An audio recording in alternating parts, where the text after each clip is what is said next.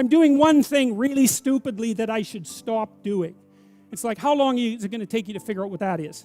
It's about 2 seconds, right? You've known it forever. And you could even make it less demanding. You could say, there are some stupid things that I'm doing that I know are stupid and wrong, that I could stop doing, that I would stop doing. And then you can just start with that. And you can just do that. And maybe it's just a little thing, although it's not, because it's a step forward on the proper voyage. It's not a small thing. And you think, well, what would happen? You could say, let's do this for a year or even a month. Just try not to do things you know to be stupid and wrong for a month. And that means not to say things you know to be stupid and wrong as well. Maybe that's the most important thing. Just do it as an experiment. See what happens. And it's so fun because I have people writing to me from all over the world who are saying they're doing that. They're saying, well, you know, I cleaned up my room and then I stopped saying stupid things and my God, it's like things are way better. It's like, who would have guessed it? You know? And so it's low-hanging fruit, man. Because that's the other thing. If there's a lot of things wrong with you, then it's really easy to start fixing it, you know? You got there's so much territory that you can inhabit. I will make of thee a great nation. I will bless thee. That's good.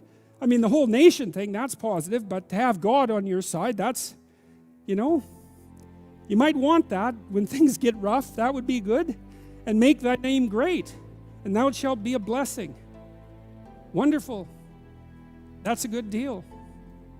And I will bless them that bless thee. That's good too. And curse him that curseth thee. And in thee shall all families of the earth be blessed.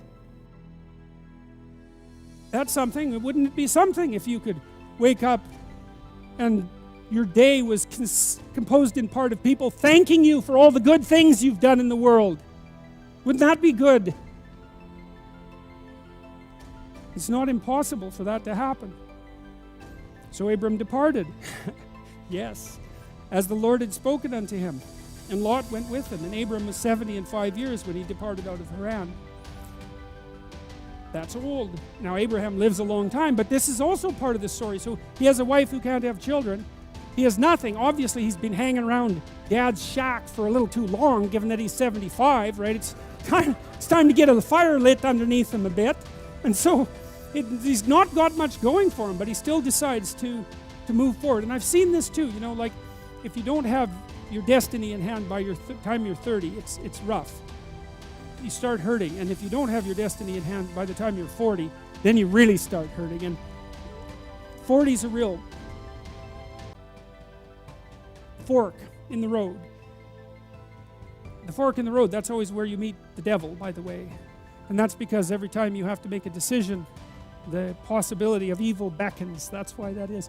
I had a friend, I've told you a little about him, and he killed himself just after 40. You know, he had had a book published with a very small press. He was quite a good writer, but he could not get himself together, and it hit him too hard at 40. And I'm not saying that it's hopeless at 40. I'm not saying that. And I'm not saying that partly because of these verses, but also partly because of what I've seen in my clinical practice. I've had people come to me who have had very chaotic and ill-spent lives, let's say, who were in that neighborhood of age. And it's true for people who are older as well, who then decided to make a real effort and to try to make where they were better, you know, instead of being bitter about where they weren't, because that's the bitterness that really does you in. It's really not good. It's the opposite of gratitude. It's the manifestation of resentment. It makes you malevolent. It's very, very bad to be bitter. It's hell to be bitter. And if you're 40 and you're not successful, then you have to accept your lot and you have to start to improve what's right in front of you. And if you do that, it doesn't take very long. It's quite interesting to watch people. Things can be a lot better in 6 months and they can be way better in 2 years. Like, it's a struggle, uphill struggle, but it's by no means impossible. And I don't know, again, what the limit of that is. I suppose it depends to some degree on the degree of your commitment. But anyway, so it's another indication of the real validity of this story. God isn't setting this up to be easy, right? Abraham's old, and his wife is old too, and more than that, she's barren. How is he going to be the father of nations? How is he going to be successful? Well, the initial departure point is insufficient, radically insufficient. And And that's very inspiring, because it means that you can start from where you are.